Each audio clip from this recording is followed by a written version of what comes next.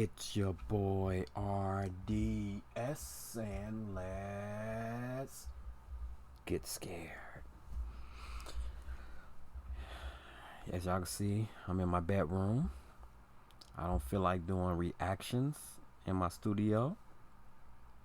And I had no idea that Tom MacDonald do scary stories. And if y'all are familiar with my background when it comes to where my studio is at, I have a lot of scary, merchandise, a lot of scary things that I love, that I own, that I'm going to continue to buy. And I'm a big fan of horror. I'm a big fan of scary stories. Huge fan. I'm actually thinking about starting a channel with nothing but horror and scary, reacting to movies, TV shows, anything that's going on in the world as far as being like horror, scary. It doesn't matter, gruesome, it doesn't matter. I'm thinking about starting a channel with that. But yeah, I'm very interested in hearing this and see what is Tom MacDonald that good at telling scary stories, because a lot of people is not. And I'm gonna keep it dark, because I'm right now, I'm on my bed, I'm just relaxing. I got all the lights off except for my one little lamp, because I need to get really involved in this and what he has to say. So without further ado, and before I get started, what up to the Hog family? What up to all his fans out there? I appreciate y'all watching my channel. And I hope y'all, it's 25 minutes long. So this gonna last a while, y'all. So without further ado, let's go. Welcome to Ghost Stories with yours truly, Tom MacDonald. We're gonna have to take a trip in the Wayback Machine for this one, because this happened a long time ago. The year was 2012. Thankfully, the Mayan calendar was wrong and the much publicized end of the world didn't come. But it still got weird. It still got really weird. This all started with a music video shoot in the small Canadian town, abandoned Canadian town of Tranquil. But it wasn't until after this whole ordeal, it wasn't until after everything that I'm about to tell you, it wasn't until after all of that we found out that Tranquil is actually one of the most haunted places in North America. Let's start from the beginning. So there was three of us. There was myself, the music video director, and my producer at the time, Olivier. We all piled into a vehicle on a Friday afternoon and started the long drive to a long-forgotten corner of the Canadian Pacific Northwest. We were unknowingly embarking on what would turn out to be one of the most terrifying experiences of all of our lives. Aside from a traffic jam on the highway, it was a rather long and uneventful drive. As we drew closer and closer to Tranquil, things gradually became more and more desolate. The cars that we were sharing the highway with gradually disappeared. The streetlights gave way to pine trees, and the tiny communities that just dot the edges of the asphalt were just eventually swallowed up by the suffocating Canadian wilderness. Paved roads turned to gravel, and the gravel roads turned to dirt roads, and the vast forest around us just seemed to entirely close in. And when the paved roads turned to gravel roads and the gravel roads turned to dirt roads, that's when we reached the Iron Gates. Our final destination, Tranquil, had been cut off from the rest of the world for quite some time. Essentially, Tranquil was home to Canadians who had tuberculosis, and at the time, tuberculosis was incurable and highly infectious. Sound familiar? They pretty much shipped everyone in Canada who had tuberculosis. They shipped all of those people to Tranquil, this tiny town in the middle of nowhere, and they shipped them there to well, die, essentially. Anyway, we didn't know any of that. All we knew was we had to shoot a music video, and this was the perfect place to do it, and we were going to get it done. So there we were in the middle of nowhere. We pulled the car over to the side of the dirt road. We unpacked everything we needed, lights and cameras and bags and outfits and all that stuff. And we cut into the trees to get around the iron gate that was blocking the road, and we were on our way. So after a short hike through the trees, we came up over the top of a hill, and there it was. Just silent and still and forgotten. There was schools and houses and convenience stores and hospitals and libraries and paint chips just peeling off the outside of the exteriors. I'm not gonna lie, this is better than even reading a book. He's real good at telling stories. He should have his own podcast or something. He should think about it, because he's really good. He got me in tune and wanted to hear more. So let's finish this, y'all, because we got a while to go, and I'm very, very into it. I love this shit. I really do. I love this shit. Of these buildings just flapping in the wind. Just seemed like they were just clinging. And if y'all see me like just staring without moving at all, because I'm really, really into it. I'm listening to every word. Like I said, I love this type of stuff. To a time a little less lonely. We had arrived at Tranquil. So we made our way down the hill, and we crossed the train tracks that encircled the town, and there was no signs of life. And when I say no signs of life, I mean nothing. No birds, no coyotes, no bugs, no nothing. Nothing like what you would expect of a town encapsulated in a massive forest in the middle of nowhere. So we made our way towards the 3 dilapidated houses. They were just on the outskirts of town, and they were identical. And they sat all in a row. Same paint, same windows, same doors, same front steps. Each house as perfectly the same as the next. Anyway, as we got closer, you could practically hear these houses moaning from years of being neglected and years without maintenance. It almost felt and sounded like something was stirring around inside them, and to be completely honest, I can tell you one thing. I would have did what he did. I would have stepped foot in those houses to see what the fuck was going on, because I love that type of shit. That horror, scary shit, y'all. I wasn't entirely sure I wanted to find out what that something was. But it turns out that I didn't have a choice. While I was standing there just sort of lost in thought and just gripped by this almost tangible apprehension about the situation at hand, something emerged from the middle house. 2 teenage kids, and we stopped dead in our tracks. So it was this boy and this girl, and they sort of like bounced toward us across this like sun-bleached pavement, and their demeanor was weird. So they got close enough to us, and I said to the boy, I said, "What are you guys doing here?"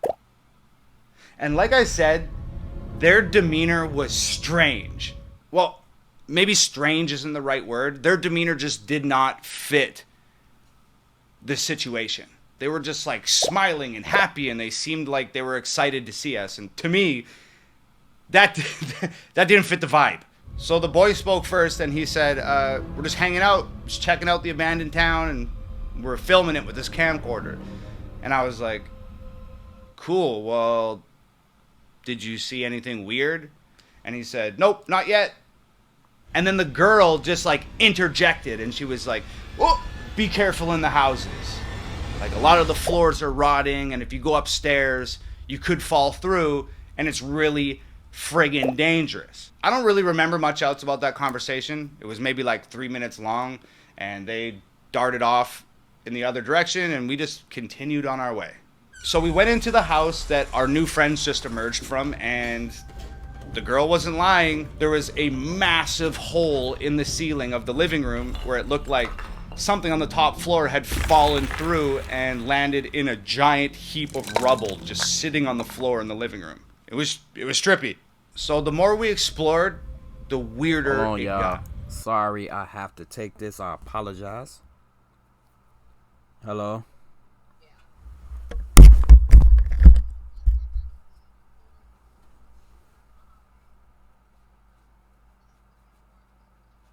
be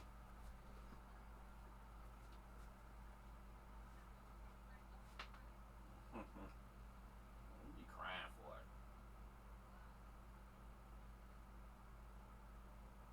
I guess that's a woman thing.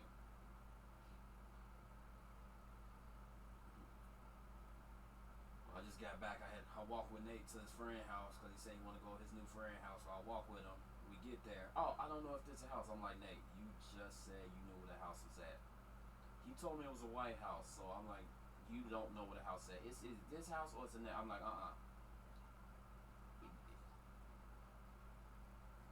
Well, it was only a half a block. But I told him, next time, know where your friends stay. We're not. He was like, just knock on the door. I was like, Nate, we're not knocking on no fucking strangers' doors to see if your friend stays there. No.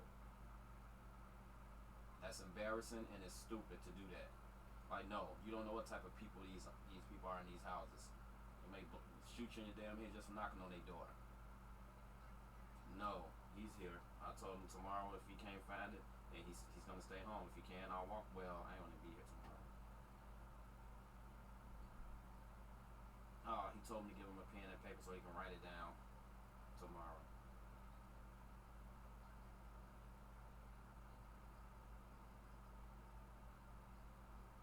Probably is. Well, I work this weekend too, so.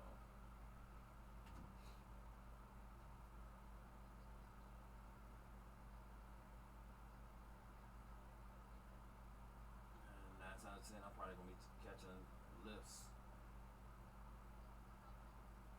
You just said you going over there to your school. Yeah. Alright, well, where you at now? Okay.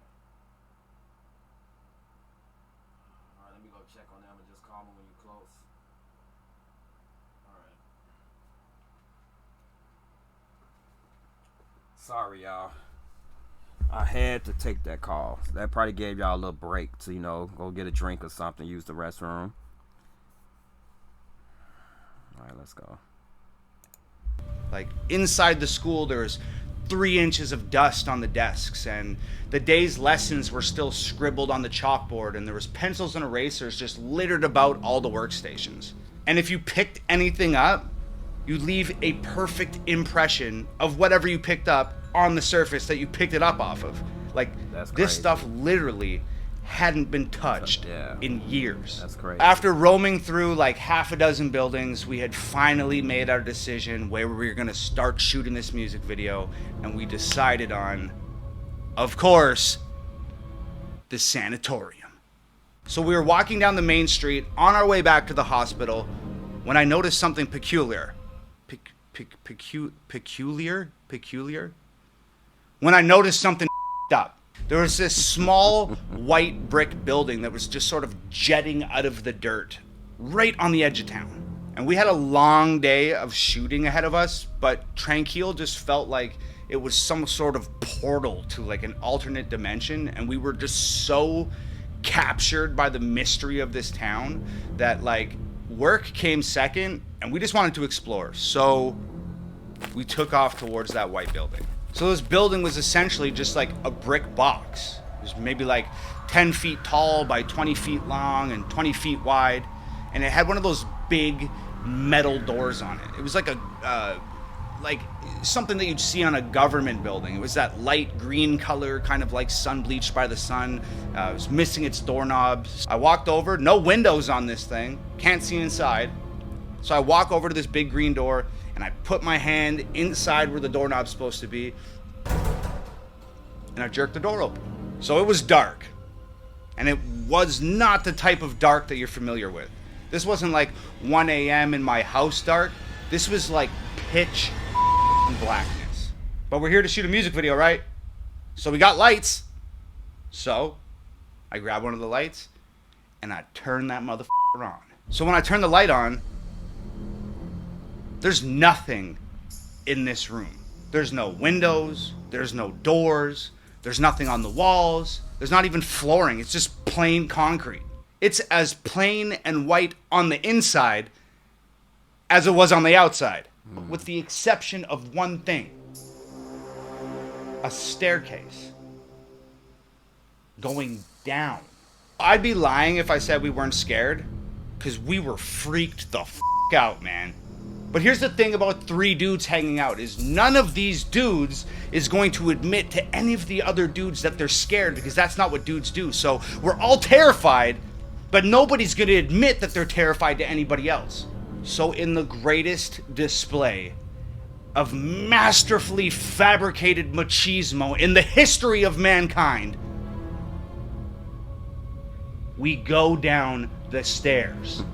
We are so deep in denial and so unwilling to admit that we're afraid in front of another man that we forced ourselves to go down a set of stairs into a black hole inside an abandoned town in the middle of nowhere.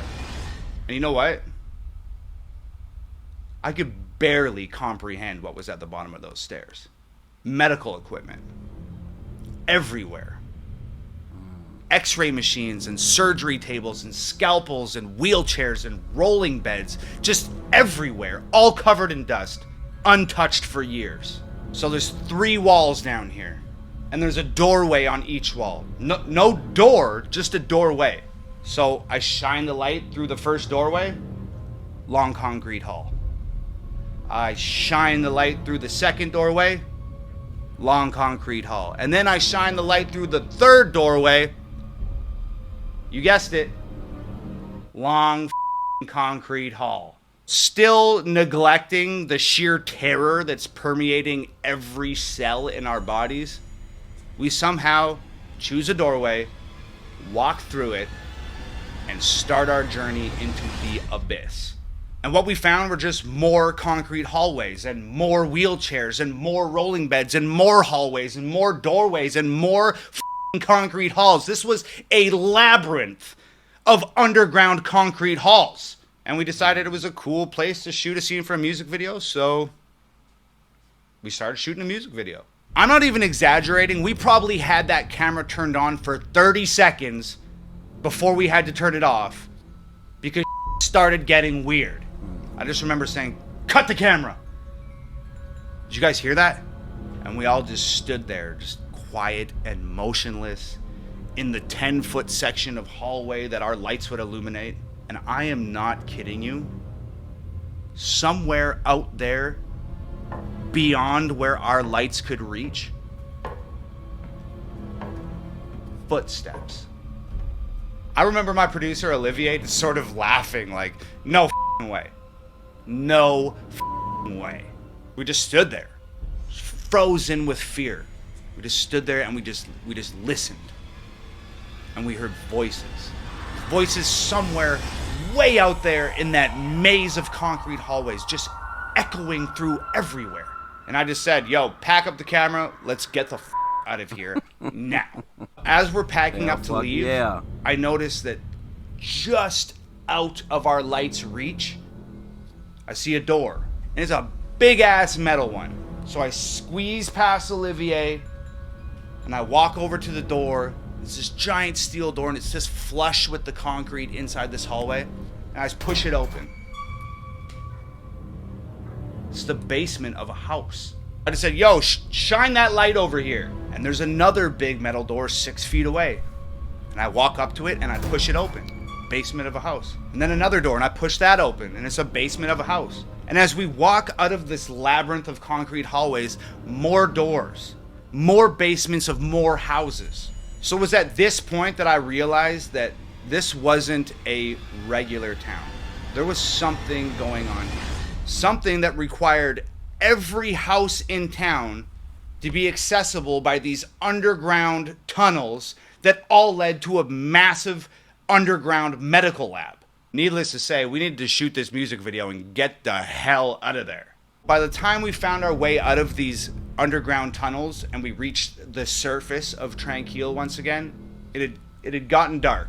And you know what's creepier than an abandoned town in the middle of nowhere with an underground mad scientist lab? A creepy ass abandoned town in the middle of nowhere with an underground mad scientist lab in the dark, son. That being said, The next couple hours went by rather smoothly, and we got some cool shots and some cool places. We pretty much got everything we needed and had wrapped up the music video. But this is where the really haunted starts. We finish the shoot, pack up the gear, hike up the hill, sneak through the trees, go around the Iron Gate, and get back to the car. We've escaped Tranquille. Or so we thought. We load everything into the trunk of the car, and the director says, "Oh, I'm missing one of my lights. I'm missing a light." And I'm like, "So what, dude? That light. Let's get the out of here." And the director goes, "Oh, well, it was a $1,200 light." And I said, "I don't give a I'm not going back into the creepy abandoned town in the middle of nowhere with the underground mad scientist lab. I'm not going back." And Olivier says, I'm with Tom. I'm not going back either." And the director says, "Somebody has to go back because I need that light, so let's all play rock, paper, scissors for it. And the loser goes back into the town to get the light." Look, I never liked fucking rock, paper, scissors. I hate that. When there's something that somebody has to do and it's an undesirable task, everybody's always like, "Let's play rock, paper, scissors." I hate rock, paper, scissors. It's an impossible game to win. I always lose. We agree we'll play rock, paper, scissors. Guess what? I lose. Of course I lose. But I'm not going back. I'm not going back. I'm acting like a child, and Olivier has always been the more mature of our sort of duo. So he stands up, and he's just sick of listening to us and complain, and he goes, "You know what? I will go back. I'll go back and get the light. Where is it?" And the director says, "It's in the sanatorium." Of course it's in the sanatorium. Where else would it be? Where else would the lost light be than the most haunted possible place in this abandoned town? It wouldn't make any sense for it to be anywhere else. Olivier goes, "Okay, cool, I'll go get the light." And with that, Olivier just turns and walks into the darkness. I turn to the director and I'm just like, "Dude, give me a flashlight." You gotta understand, Olivier isn't just my producer at this point. He's my best friend. And I cannot in good conscience let my best friend wander back into an abandoned town to get somebody else's light by himself. I just can't do it. So I run to catch up with him. So I reach him and I'm like, "I got us a flashlight."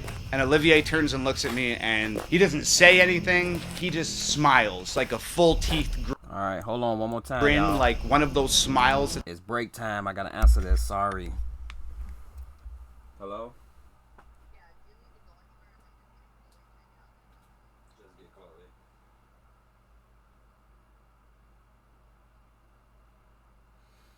All right.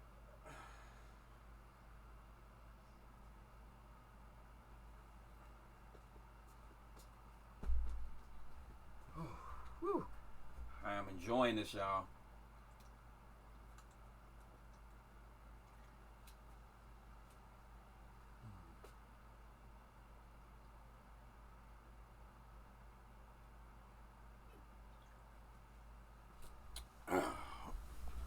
All right, break time over. Let's go. That somebody makes when they're terrified or when they're fully aware that they're making a very poor decision and they're about to do something really stupid. Through the forest, around the fence, up the hill, down into the valley, we are back in Tranquille. It's pitch black now and I'm carrying this little rinky-dinky ass flashlight and we're just navigating through the town and we're on the way back to the sanatorium. I ask Olivier, where do you have any idea where we put this light? Olivier says, "Yeah, it's in the big main room. I saw him put it down there. I just don't like him, so I was just gonna let him leave it there and hope that nobody noticed and we just drive home and we'd have a good chuckle about this later on." So somehow I managed to let out a muffled laugh because it's funny, but at the same time, it's the reason why I'm standing in an abandoned town in the middle of nowhere with a creepy ass mad scientist underground lab at like 2 a.m. We go up the old wooden stairs and push this giant creaky ass door open and step inside the sanatorium, and we're at the end of this long hallway. And at the end of that long hallway, there's a giant, big, massive open room, and that's where the light is. So we start walking down this hallway, and there's doorways lining this hallway, and they're all the padded rooms that crazy people would hang out in. We get into the big main room, and as we enter this big main room, I shine the flashlight up on the wall, and just like this perfect, massive piece of art up on the wall, it is painted, "Please burn me down." Olivier says, "Oh, there's the light." Walks over, picks the light up, and now that we have this all-important light in our possession, we turn and start walking back down that hallway towards the main door. Now, what happens next is probably the most horrendous thing that I've ever witnessed in my life, and I'm sure Olivier would say the same thing. In fact, I might actually call him and get his account for this video. But what happens next is the single most horrendous thing that I've ever witnessed in my life. So like I said, the hallway is lined with doors on both sides, right? And they're like holding cells, or they're like padded rooms or something. You know the ones? Yeah, you know the ones. Now, I'm not exactly sure how to explain this. You know that feeling you get when somebody is watching you? Or you know when you see something out of the corner of your eye and you quickly turn your head and there's nothing there? Or you feel the hair raise up on the back of your neck like someone's standing behind you, but by the time you spin around to face it, it's gone? Okay, that happened to both of us at the exact same time. Except something was watching us. And that thing in the corner of your eye that you don't expect to see when you look, we saw it. And that thing that you feel behind you when the hair raises up on your neck and you spin around, and when you spin around it's gone, it was there when we spun around. In perfect synchronization, all this shit happened. We turn and shine the flashlight into the padded room next to us, and there it is. A shadow standing up from the floor. Not a shadow cast on the floor, a shadow standing up off the floor. It looked just like a person, except it wasn't a person. It was featureless and almost transparent and massive and daunting and rigidly standing. You know, when you hear scary stories, you gotta look behind you and shit, because you get that feeling like Tom just talking about. We all have felt that. So if y'all haven't, I know y'all lying. Everyone has felt that at least once or twice in their life, like you're being watched, or something is standing behind you, or something is touching you, or you see something in your peripheral vision. You know, everyone has gone through that.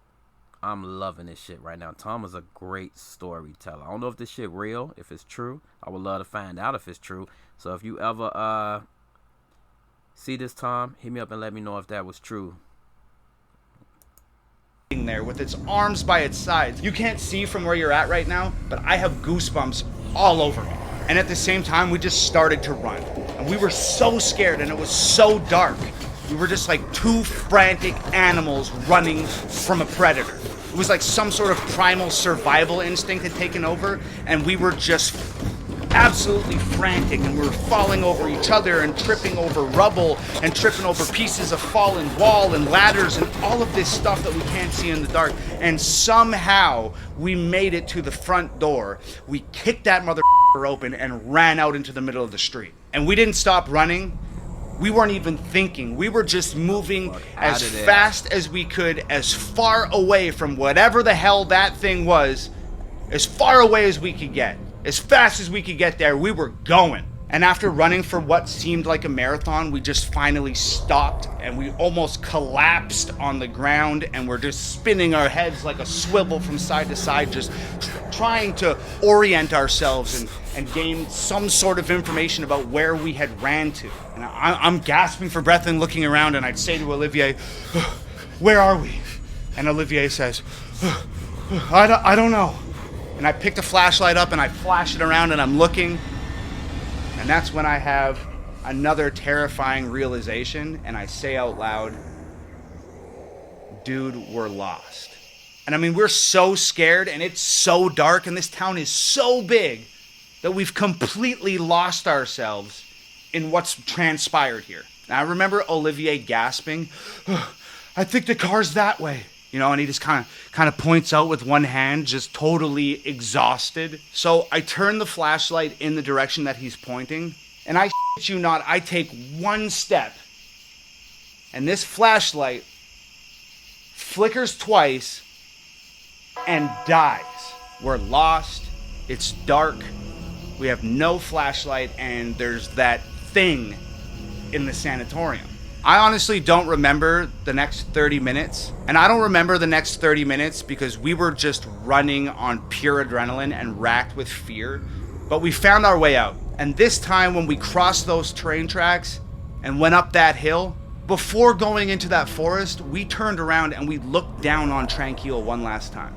And guess what? The lights in the sanatorium were on.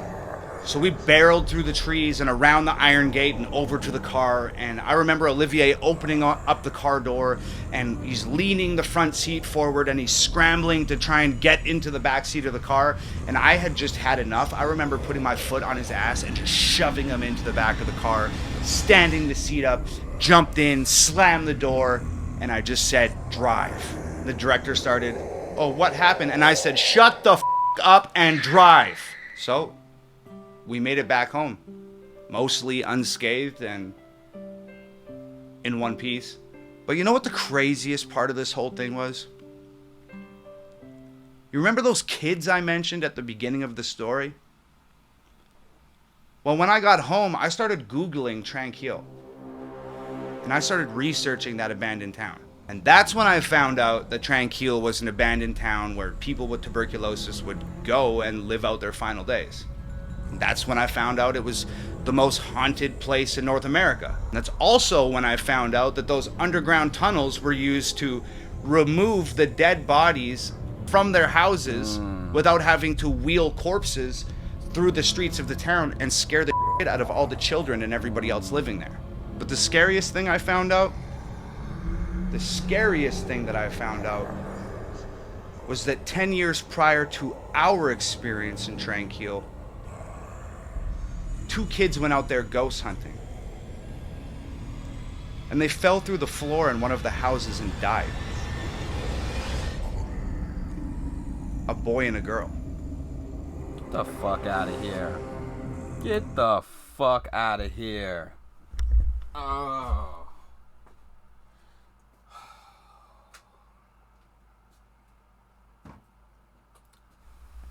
So I guess y'all know what that means. The boy and the girl. I really want to know if this shit is true. He's a damn good storyteller, though. He is. That was a damn good story. Oh, man. I can listen to this dude for days. I can. This shit was very, very entertaining. Like I said, I love shit like this. So I got all my horror shit. Got even my Ouija board that I haven't opened yet. But I am going to open that motherfucker one day and test it out. All by myself in the dark. But Tom MacDonald, yeah. That's some crazy shit. That was a good ass story. But that ending part got me. It probably got a lot of y'all with the 2 kids. You already know what that means. That's fucked up. So hit me up in the comments to let me know what y'all think of this story. And thank y'all for listening to and watching it with me. I enjoyed it, and I'm sure it's going to be more to come, because I'm pretty sure he's going to do more stories, and I'm looking forward to it. So as always, you already know, hit that subscribe button, click that bell. Until next time, peace, love, and do not get scared tonight.